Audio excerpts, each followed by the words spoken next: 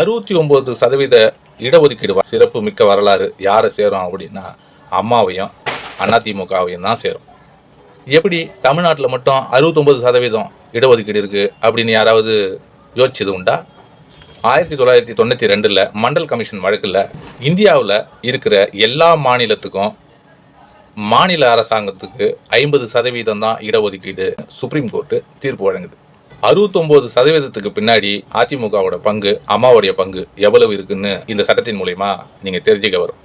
தமிழ்நாட்டில் ஏற்கனவே நடைமுறையில் இருந்த பிசிக்கு 30%, எம்பிசிக்கு 20%, எஸ்சிக்கு 18%, எஸ்டிக்கு 1%, ஆக மொத்தம் 69% இடஒதுக்கீடு. இந்த மண்டல் கமிஷன் வழக்கில் சுப்ரீம் கோர்ட் வழங்கின தீர்ப்பால் இந்த 69%க்கு ஒரு மிகப்பெரிய ஆபத்து.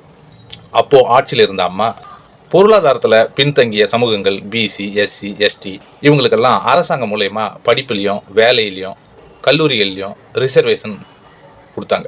Reservation of seats in education institutions and appointments or post in the service under the state act 1993.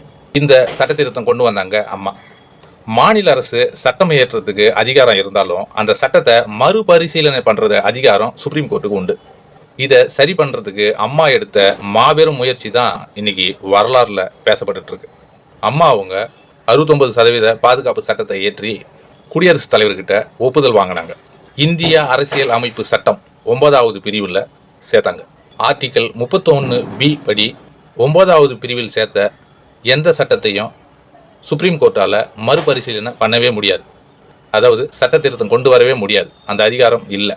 9வது பிரிவில் இந்த சட்டத்தை சேர்த்துட்டாங்க. வேறு எந்த மாநிலத்திலுமே 69% இடஒதுக்கீடு கிடையாது. இது வரலாறு. அம்மா செய்த மிகப்பெரிய ஒரு சாதனை.